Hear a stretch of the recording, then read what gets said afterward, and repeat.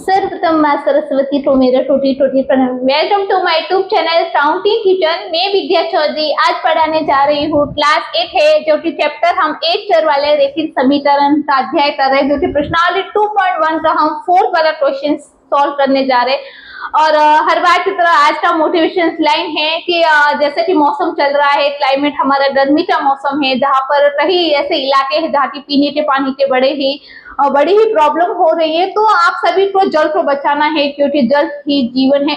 जल के बिना ये जिंदगी, ये जीवन पॉसिबल ही नहीं है। तो आप जहां भी है इस जल का सदुपयोग करें, और कम से कम इस तरह करें कि हम जल का सदुपयोग करके उसे बचा सके, और बहुत सारे ऐसे लोग हैं जिन्हें पीने का पानी अवेलेबल नहीं हो, उन तक पहुंचा सके। तो जल के महत्व को ज्यादा से ज्यादा एक दूसरे के बारे में बताए, और बताए कि किस तरह लोग प्यासे रह रहे।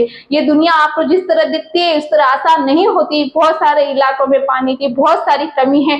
तो आपको हर एक नागरिक को हमें संकल्प लेना होगा कि हमें जल को बचाना है, क्योंकि जल ही जीवन है। तो जल का महत्व अपने जीवन में बहुत सारा है, इस बात को आपको ध्यान रखना है और लोगों को इस बारे में आपको जागरूक करना है, क्योंकि आप एक एजुकेशन स्टूडेंट है। तो हम चाहते हैं कि प्रश्नावली 2.1 4z प्लस 3 बराबर 6 प्लस 2z।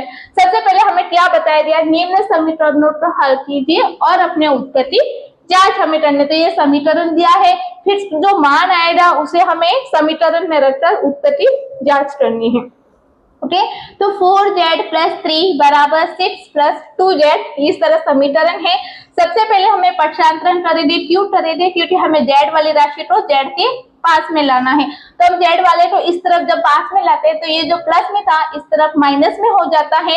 तो 4z माइनस 2z, तो हमें 2z प्राप्त होता है, और जो 3 जो था उस तरफ चला गया तो माइनस में हो गया, तो हमें 2z बराबर 3।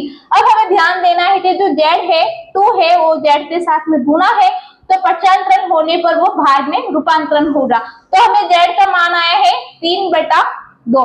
3/2 का मान हमें उत्तर की जांच समीकरण में रख के देखना है कि ये समीकरण के हल के लिए z का मान 3/2 सही है या नहीं। तो हम समीकरण को इस तरह लिखते हैं, z का मान इसमें जब रखते हैं तो जहां जहां z है हम 3/2 हम लिख देते हैं।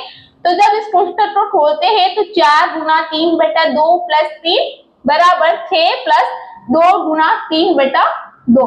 तो ये संख्या आपस में कट गई है, इस तरह भी ये संख्या आपस में कट गई।